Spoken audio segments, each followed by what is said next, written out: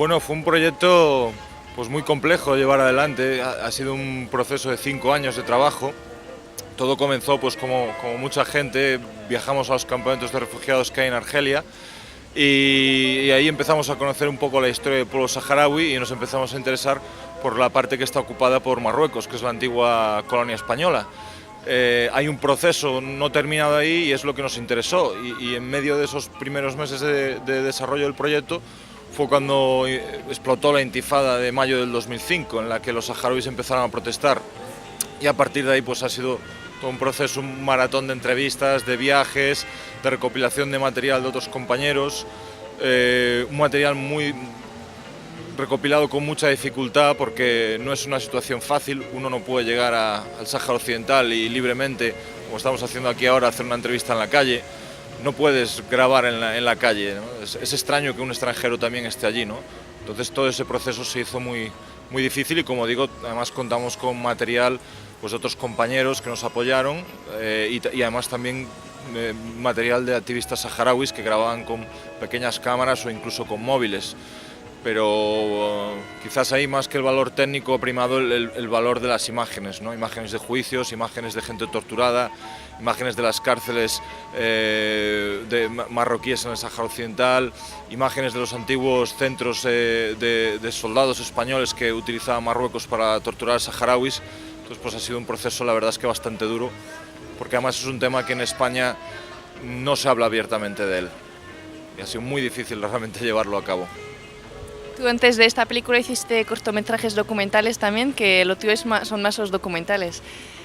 Sí, yo la verdad es que cuando empecé a estudiar me interesaba mucho la ficción, y es algo que me sigue interesando, pero la verdad nunca me he aventurado. Y cuando empecé haciendo reportajes pues, para ONGs, y precisamente en el propio Sáhara Occidental hemos hecho algún otro trabajo corto, también en Guatemala, también algunos proyectos en España, y la verdad es que siempre me ha traído, no sé, quizás porque me ha ido llevando por ahí ese camino, me ha traído mucho el tener realidades delante, ¿no? Y la verdad hasta ahora no se ha dado la oportunidad, ni la verdad me he visto con posibilidades de hacer algo en ficción, y creo que el cine documental, que a veces la gente desconoce o a veces la gente tiene miedo de acercarse a él, tiene unas perspectivas interesantísimas. A veces es sentar a una persona delante tuya y pensar que te van a contar algo y te pueden sorprender, ¿no? Yo creo que eso es lo grande del cine documental, ¿no? Yo por ejemplo, vivo en Barcelona, y en Barcelona hay una actividad muy interesante, hay festivales, hay movimiento muy interesante del cine documental, ¿no? Predominantemente, centrado a lo mejor en un principio en cine histórico. Hay mucho documental que se basa en la época de la transición, en la época de la dictadura, en la época de la guerra. Pero yo creo que cada vez más se está viendo documentales con temáticas actuales, con temáticas del mundo, y realmente yo creo que hay creadores realmente interesantes en España. Incluso aquí en el Festival de Nantes hay gente que, aunque en esta edición viene con ficciones, también han hecho documentales muy interesantes, y sí, realmente en España queda mucho, sobre todo lo ves cuando sales fuera de España y ves cómo funciona en otros países, como por ejemplo en Francia o en los Países Bajos o en Canadá o Estados Unidos. Aún queda mucho por recorrer, ¿no? Sobre todo para que el público se empiece a interesar por el cine documental, que insisto, creo que realmente es un cine que hay que intentar que llegue a las pantallas, es un cine que hay que intentar que tenga más visibilidad en la televisión, ¿no? Y en España está habiendo un movimiento muy interesante, mucha gente lo ve. No creo que el cine documental tenga que ser un paso anterior al cine de ficción. Yo sinceramente no sé si algún día voy a hacer alguna ficción, porque realmente me siento muy bien haciendo documentales, ¿no? Y en España cada vez notas que la gente se interesa más, ¿no? Por realizar y por ver cine documental. Vaya, pues esa sí que es difícil. Hombre, yo las primeras películas que recuerdo, por ejemplo, la escena de la estanquera de Fellini en Amarcord es una escena que me ha marcado muchísimo desde muy pequeño, pero supongo que esa escena no es la que me ha marcado hacer documentales.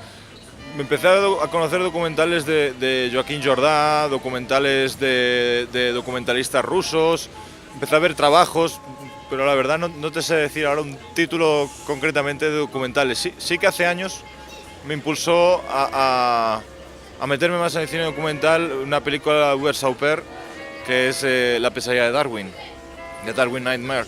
Y es una película del año 2004-2005 que me impactó mucho, ¿no? Y fue una de las primeras películas documentales, aunque ya conocía mucho documental, fue una de esas películas que creo que me dieron como una energía extra para animarme a hacer el tipo de cine documental en el que conjuntamente con mi compañero Jordi Ferrer pues nos venimos realizando, ¿no? Con una temática social muy importante, ¿no?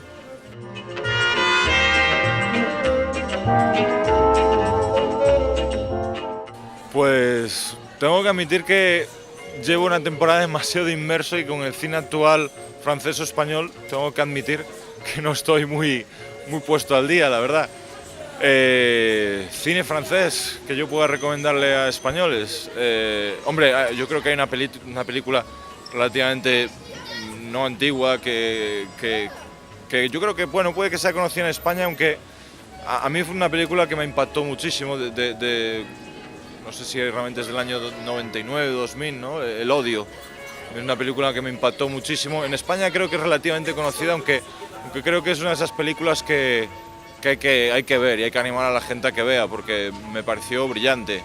Y sobre cine español a mí personalmente, aparte de los clásicos, yo recomendaría mucho, sobre todo, que se viera a un director que ha fallecido este año y que me sorprendió mucho que, por ejemplo, en los Oscars de Hollywood no se le nombrara, y es Berlanga.